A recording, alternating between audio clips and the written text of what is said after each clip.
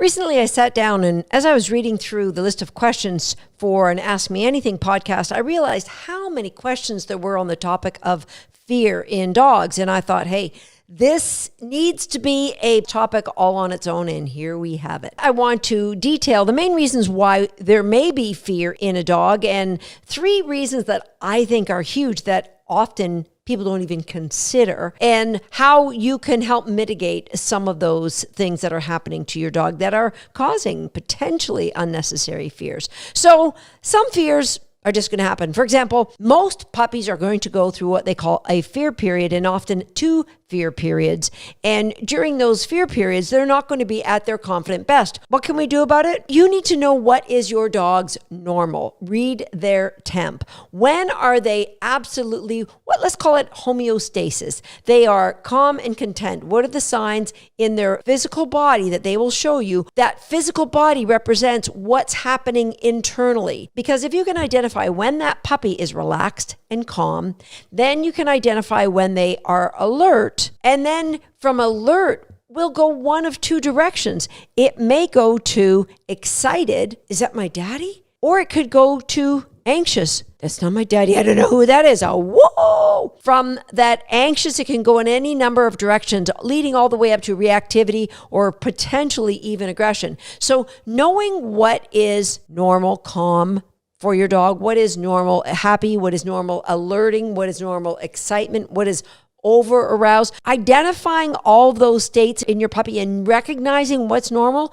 that's what's going to help move you through your puppy's fear period with as little of impact on you, and more importantly, with a little impact on that puppy. Because knowing what those things are, you can, during those times, apply the process that I'm going to give you to help minimize your dog's reacting in a negative way when they get overly excited or anxious or worse. So fear periods, it may or may not be something that happens. Now, related to that is the genetics. So some breeds are just more confident than other breeds. It's what they've been bred to do. For example, you could take a sheep herding breed like a border collie that's bred to herd sheep, and they're generally going to be less confident than a guardian breed, a dog that's bred to look out for the bad guys and protect those sheep. The guardian breeds are going to be just more confident. So genetics, the breed of dog, will play a role in how confident they are or how much fear that they will show.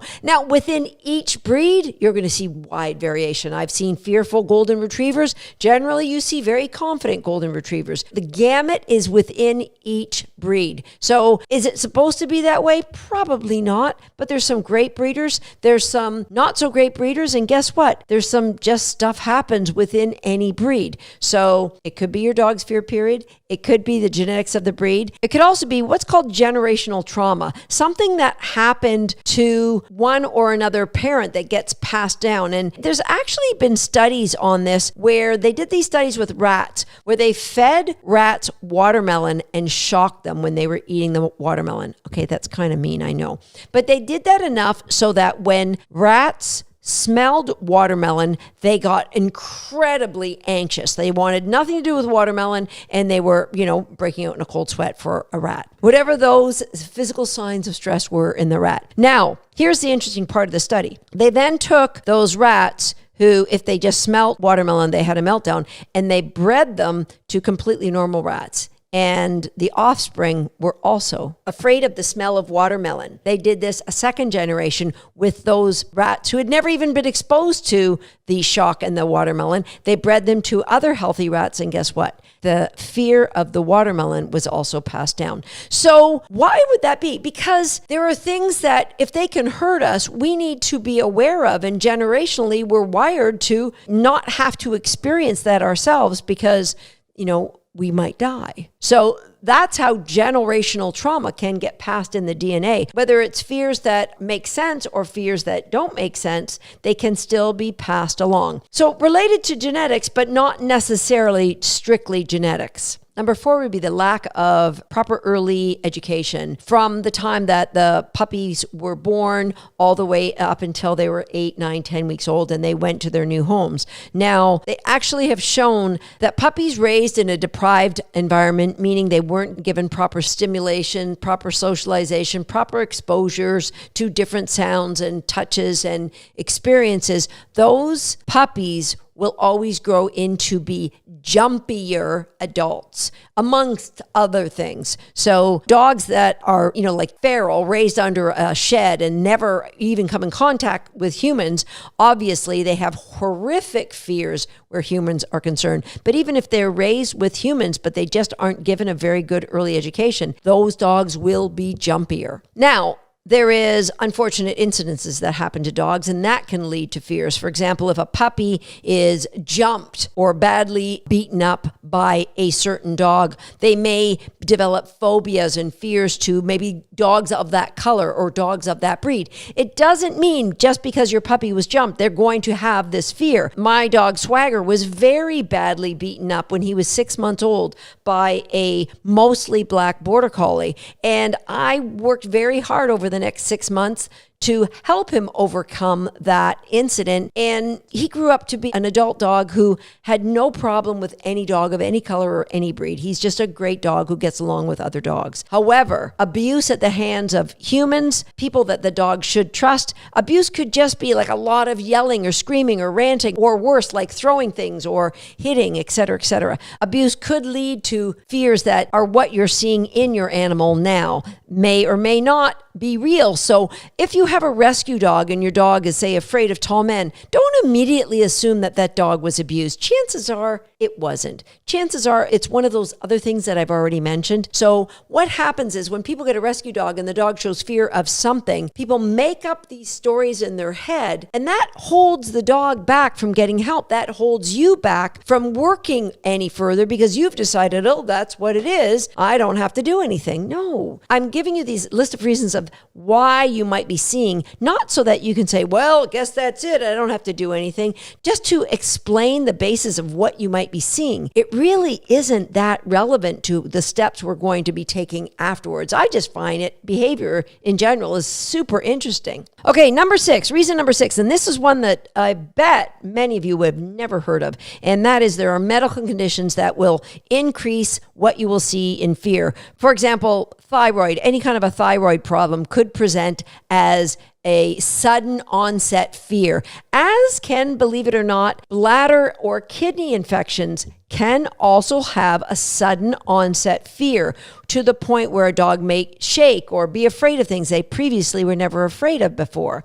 So there are other medical conditions, I just gave you 2, that could make your dog afraid of things they weren't afraid of before. And number 7, and I don't want to scare you, if you have a female dog that has been spayed, spaying can actually increase fear, anxiety, and reactivity in female dogs. Now, the reason is when you spay a female, you have taken away their hormones. 2 very important hormones, oxytocin, estrogen, are responsible for the dog feeling confident and happy. And when you take away their sex organs, you drastically diminish both of those hormones. And the other thing that happens is you increase something called the luteinizing hormone, and that's the hormone that tells the dog's sex organs to release their eggs. Okay, we're about to go through our cycle now. Boom. The brain sends a message down through the body, gets down to the ovaries to let's get going, let's get busy. Once an animal's been spayed, then there's nothing there to turn off that luteinizing hormone. And it has been suggested in research that it's not only responsible for increased fear, anxiety, and reactivity, it potentially also, a spayed female may have 30 times the LH production that an unspayed bitch would, and that could be responsible for heightened level of various different kinds of cancers as well. So what can you do? It doesn't mean you're doomed if you have a female that's been spayed. You can talk to your veterinarian about getting hormone replacement for your female if you are seeing the symptoms of increased agitation, anxiety, aggression. Okay, the last 3 reasons why we may be seeing fear in dogs. And these 3, again, may be things you have not considered. Number 1, you've heard me talk about this a lot, and that is nutrition. If you refer to podcast number 203 and 204, where I talk about my young dog, this, and how she had so much fear, so much anxiety as a youngster, and how almost overnight it was diminished by at least half when I changed her food. The gut-brain relationship is very well known, both in dogs and particularly in humans.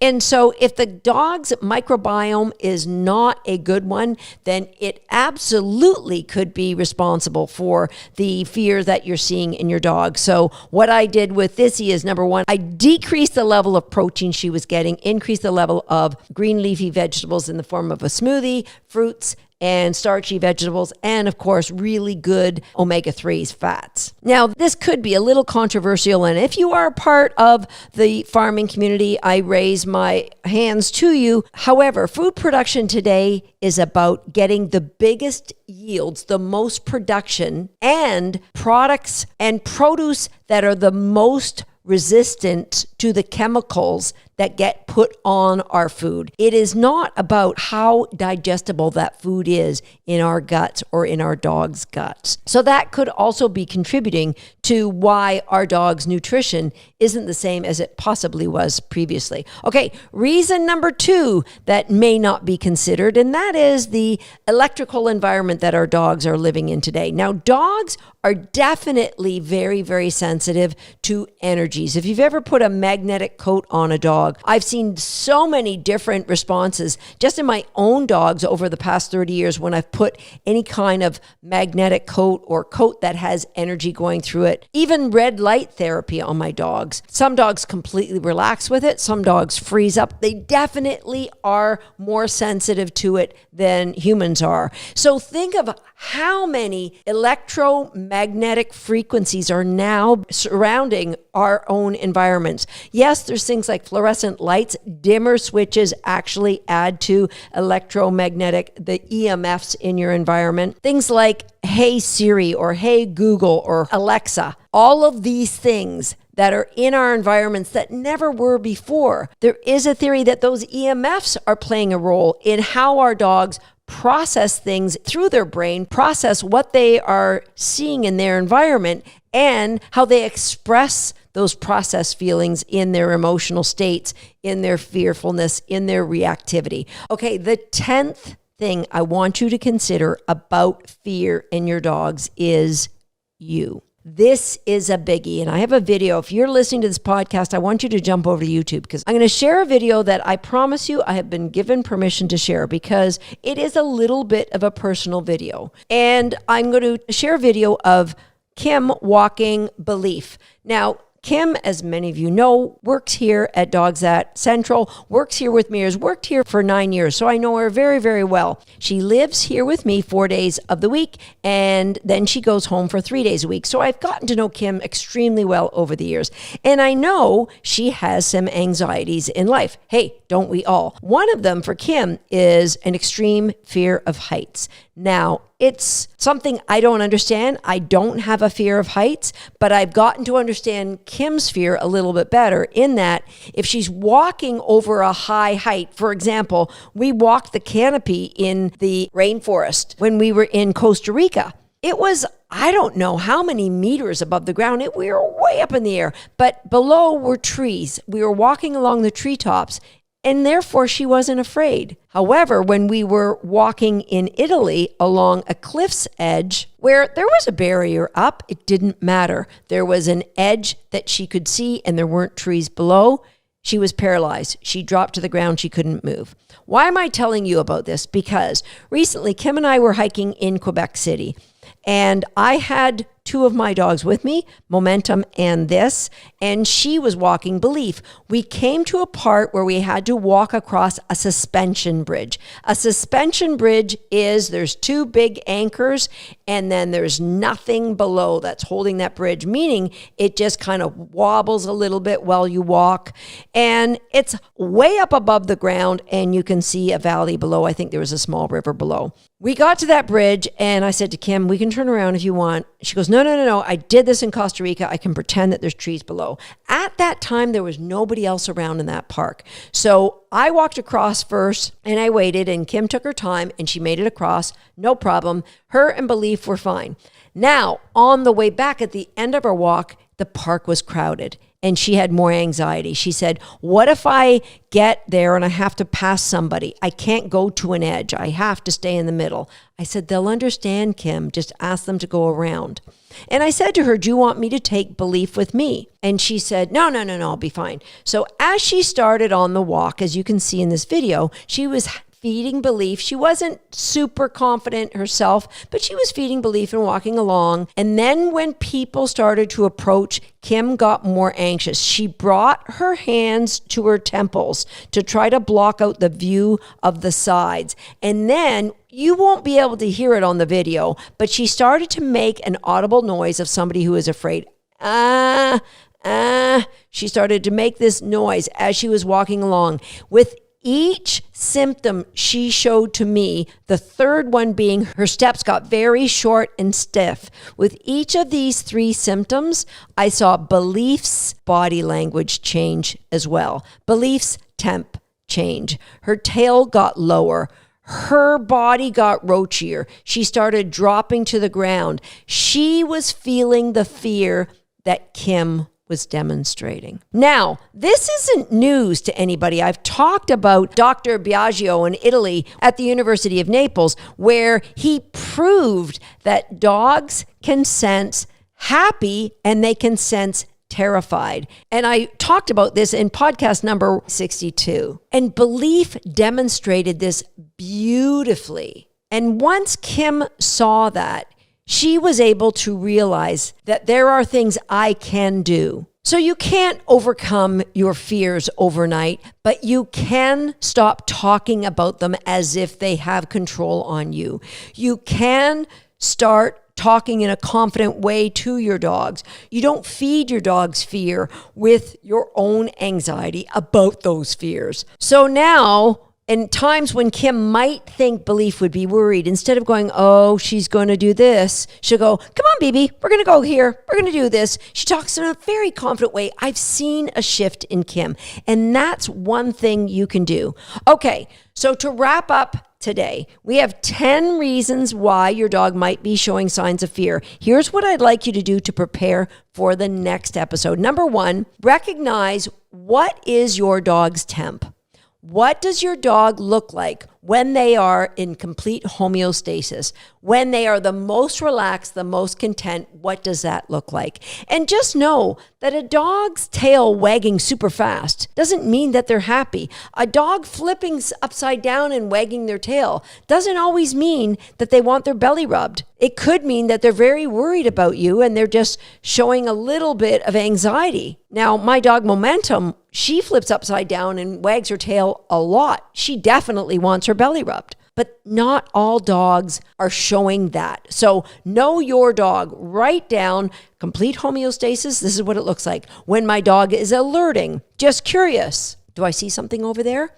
What does that look like when they are now anxious? What do their ears do? What does the hair up the back of their neck do? Or at their tail head? What does the tail do? Start journaling what your dog does when they are alert, when they're excited, when they are overexcited, when they are anxious, when they are fearful, when they are reacting. Write down as much information as you can about each one of those states. It's super important that you know that. Now, yourself. What are the things that trigger you? It could be something as simple as a loose dog charging your dog. Do you go, what are you doing, you jerk? Come and get your dog. Think of the video clip that I showed you here today, because that anger, that anxiety, that emotion, that redlining emotion that you are allowing to spew out of you is not just going out to the person who owns that loose dog. It's internalizing within you, and it's going right down your leash to your dog. So think about any situations that you could be in, conversations at home that cause a spark and cause an eruption of anger, any situations that you could work hard at, that you could now start applying yourself to create a trigger to change that. It's not only going to benefit your dog, I promise you, my friend, it's going to benefit your health in the long run.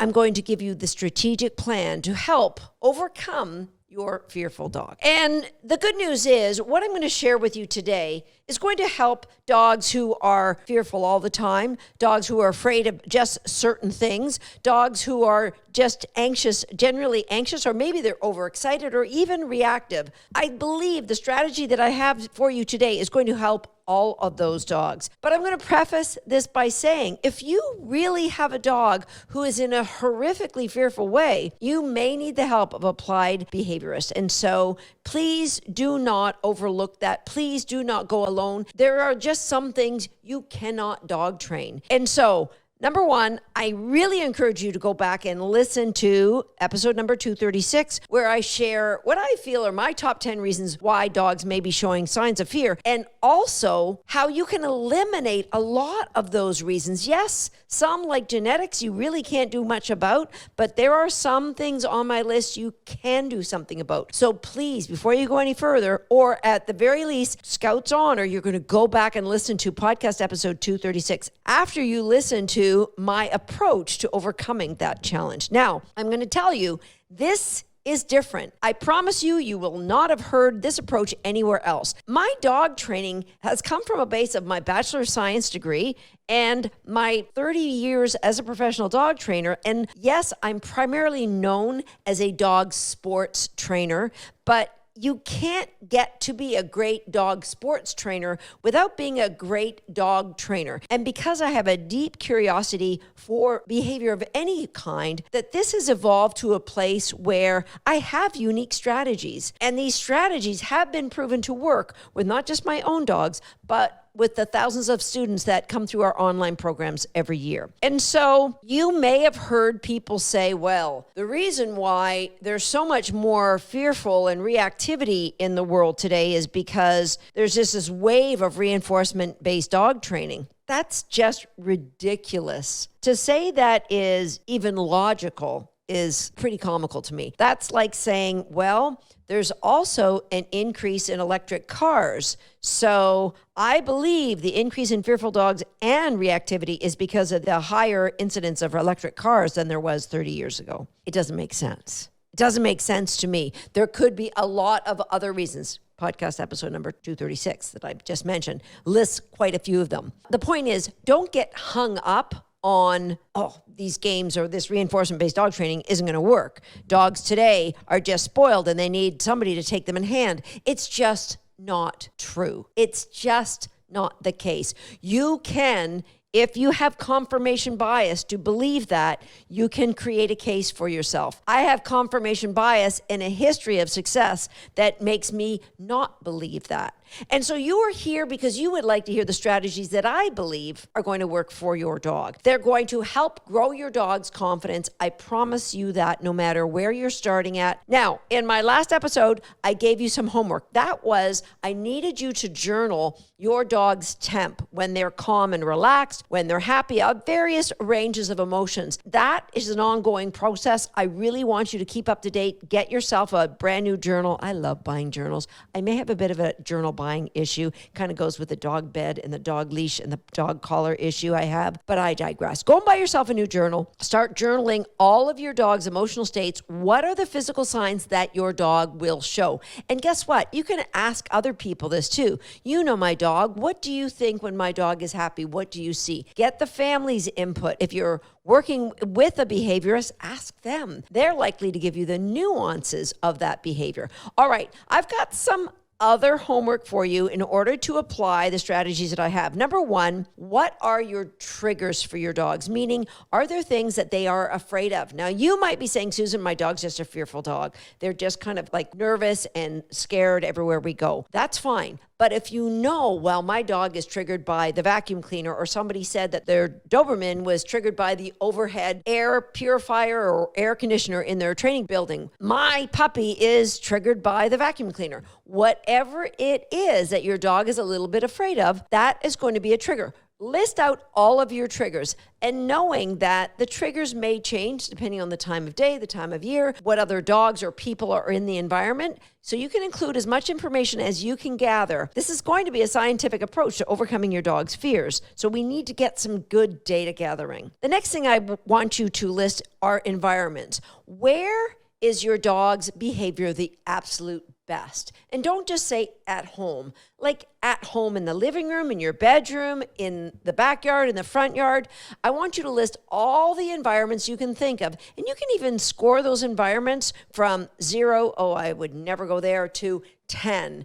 And again, this might be different. My dog's behavior is great, say in the living room, but if there's fireworks going off, then Tater Salad is not going to be at his best in the living room. He's much more comfortable downstairs in one of the bedrooms, or, believe it or not, in the car. I know, it's a little strange, but let's not try to explain Tater Salad. List out all of those environments where your dog feels great, and also list out the ones where the dog is at their worst, where they're most fearful, where they're most worried. We need all of this information. Now, many people will talk to you about overcoming fear using something called classical conditioning. And that is also referred to as Pavlovian conditioning or respondent conditioning, where, if you remember the Russian scientist Pavlov's experiment, where he would ring a bell and then present food paste, and the dog very soon, 15 to 25 repetitions, became conditioned and started salivating on the sound of the bell alone. Well, classical conditioning works to help overcome or counter condition a fear by presenting food in the presence of whatever your dog's afraid of. And that sounds good, but when I started out my dog training career, I just didn't see that working in a massively big way. And so I changed that to include a little bit more operant conditioning with the classical conditioning. And lo and behold, somebody wrote a paper about that in 2012. So they talked about in the journal Learning and Motivation, modifying counter conditioning procedures prevents the renewal of conditioned fear in rats. So what they're saying is that the counter conditioning worked better and lasted longer when they included operant conditioning with rats. Well, lo and behold, guess what? I've discovered the same thing in dogs. And that's what I'm going to share with you today, is the strategy that I have taken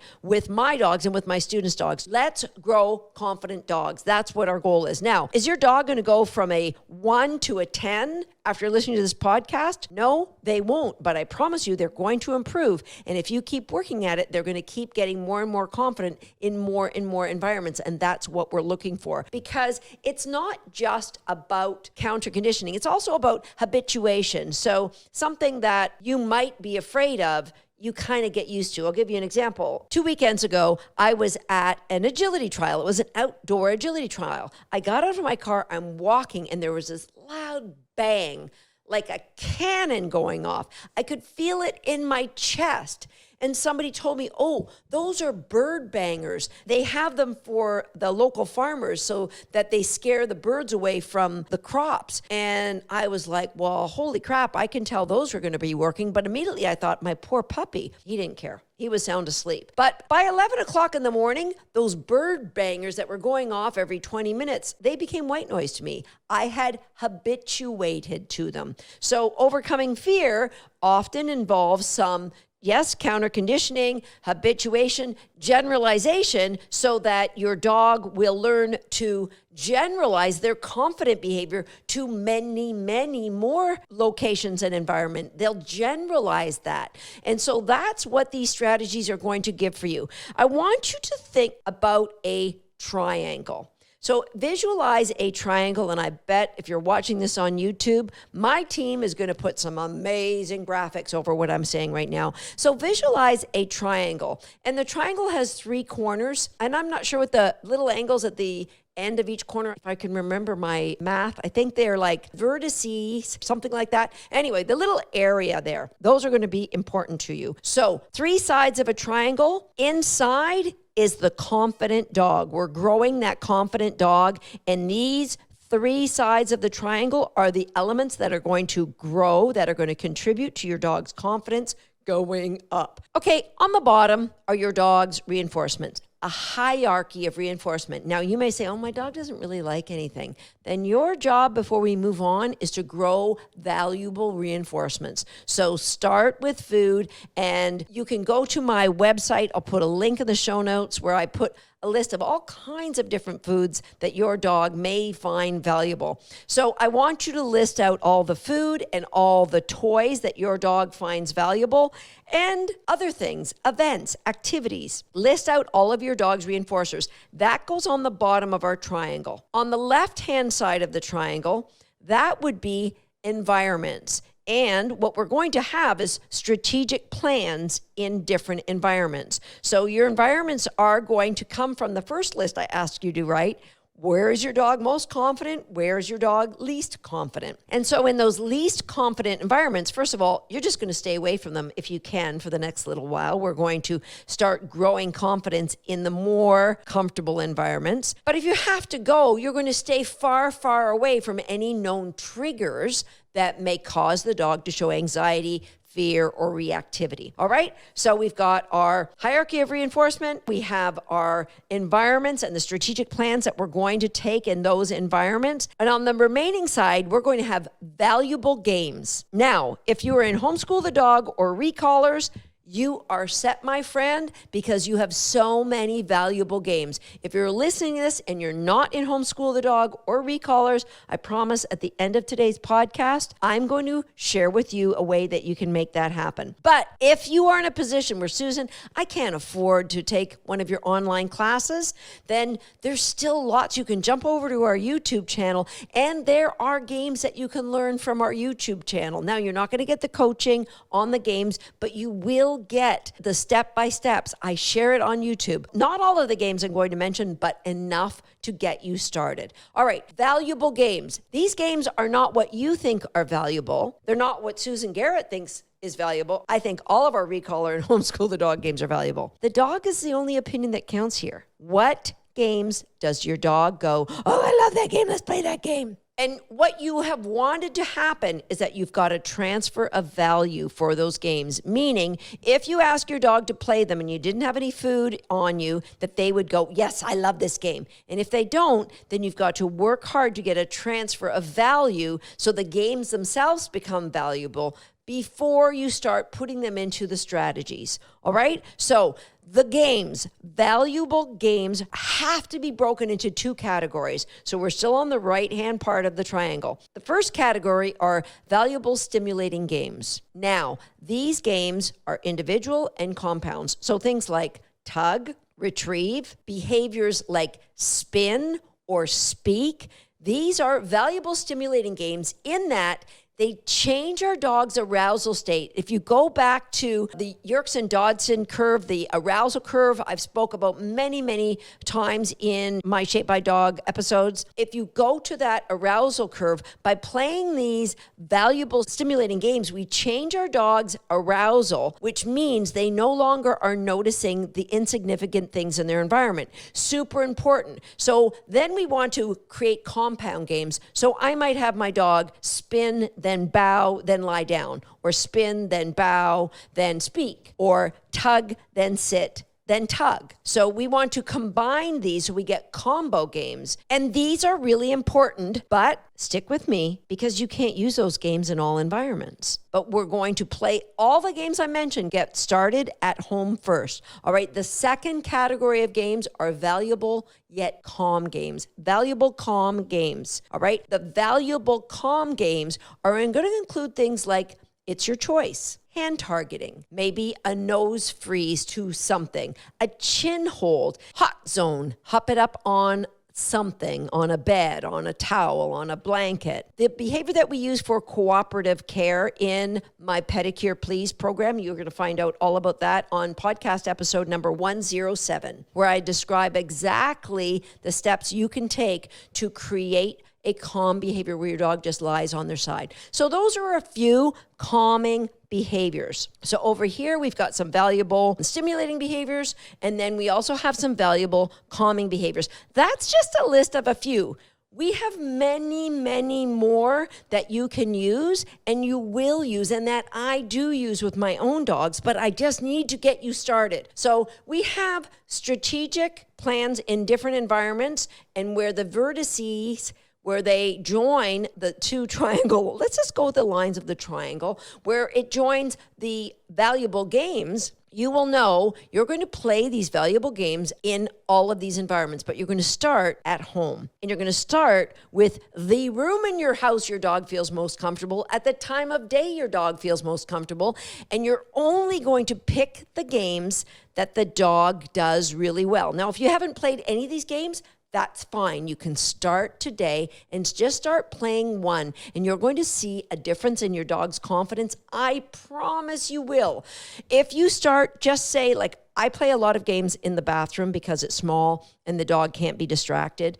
And so you're going to find your dog's going to love to go into the bathroom. We tell our recaller students, our Homeschool the Dog students, to create a training den somewhere in their home. And you're going to find the dog wants to go in that training den because they start to learn to love these amazing games. So the games are only played in your home at first. Now, let's go to the bottom. We have reinforcement, and then we have our valuable games. So you're going to choose high value reinforcement when you're first introducing these games at home.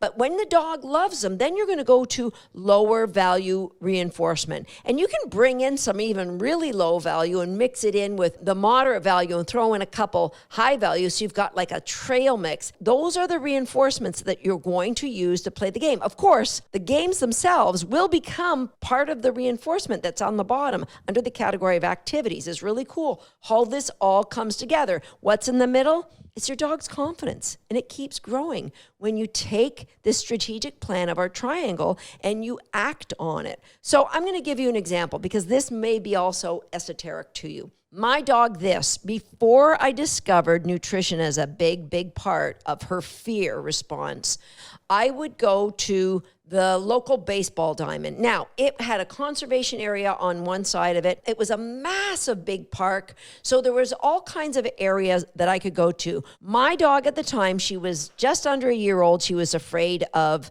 children, afraid of men, and afraid of other dogs.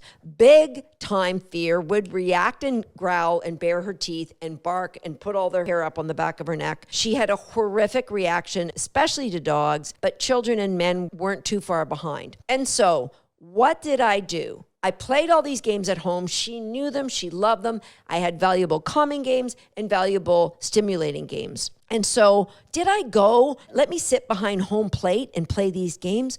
No, way too much for that dog. That first week, I just wanted her to be in this environment and do those calming games so she had the chance to look around, but there was no threat because the kids, the dogs, all the activity was a long, long way away. So I had success. I walked her back down the hill and I went closer to the activity on the way back to my car and did things like spin at my side, tug on your leash, and I could see she could play those a little bit higher in excitement games. The next time I went back, I started on the hill, but I quickly went down the hill and I played not far, far away, but far away. I know, really exact descriptive distances. I played far away. I could play valuable stimulating games because That allowed her to not notice the children or the dogs. But when you're playing these stimulating games, guys, you have to know if there's a loose dog in the environment, you will be attracting them. So I never played stimulating games if I saw any dogs in my environment. Remember, it was a really big open park, so I could see if there were dogs around. And I would play games like tug and then look. And she could look at the dogs and look at the people. When she chose to look back at me, boom. All of that is described in my book, Shaping Success, chapter number 27. Back then, I was using food, but you can use food or toys for this, whatever is valuable. We're not going to use something that's not valuable to your dog.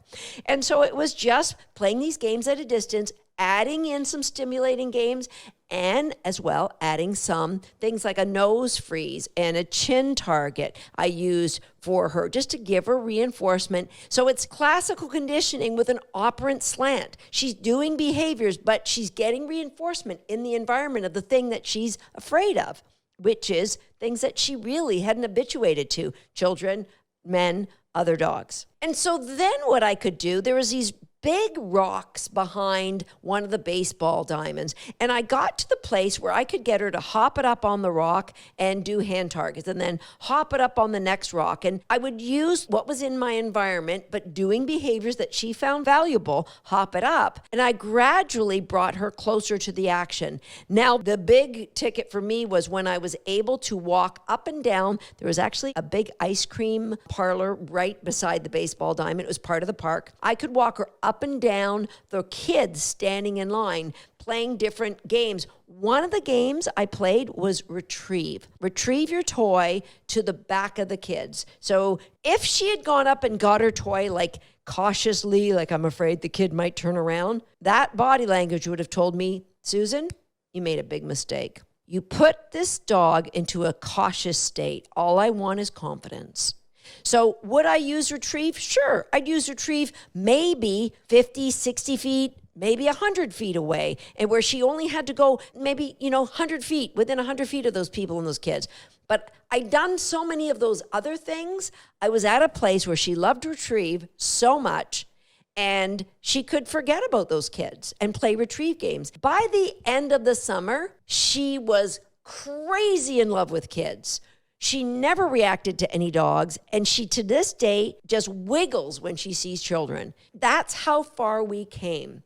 That's how far you can go with the strategic plan of using all three sides of the triangle. It starts with your reinforcement, getting strategic about your environments, knowing the ones that you will pick first, grow the valuable calming games and the valuable stimulating games in those environments, and then grow the environments. Maybe you go to your backyard, maybe you go to your front yard, maybe you go, like me, to a park. But you go to a park where you can get a safe distance away from any triggers. We need to take the training away from the triggers. We need to get the training into an environment where we can just overflow your dog's confidence. Because a lot of times people are trying to counter condition with cookies with fearful dogs, and those dogs don't have any behaviors. There's nothing that is valuable to them. And so once they get full of your cookies, or the cookies don't have a high enough value, you can't counter condition anything. This combination of operant and classical, I promise you it will be a game changer, pun intended. Okay, I did promise you, if you listen to the end of this podcast, I will share with you an opportunity to join one of our programs and get all of these games and the opportunity to learn how to get your dog to retrieve and enjoy the game as well. Some of you may be saying, I've looked at recolors, I've looked at homeschool the dog, it's an expense I can't afford, and that's legit. Then this conversation isn't for you. If you look at that expense and go, it is an expense, but it's an investment I can't pass up, then I need you to contact my team at wag@dogsthat.com. And in the subject line, I want you to write, I'm ready to invest in my dog. All right? I'm ready to invest in my dog. And then you can have a conversation with my team, and they can share with you whether you should start with homeschool the dog or jump right in with both feet and join us for a year of coaching in our Recolors program. But either way, it allows myself and my team to coach you to that confident dog. I know it's possible. I've seen it not just with my own dogs, but I've seen such amazing turnaround with my students' dogs. But either way, you now have a plan that combines operant and classical conditioning, and you have the steps. Jump over to YouTube if you want to start with some of our games. They're there. This is all snuggle-bugged, ready to binge watch some awesome video. What about you? Hit the subscribe button and be sure to turn on that notification bell so you never miss another video from us. Now, let's say we go and hit the playlist and watch some videos of when you were a baby.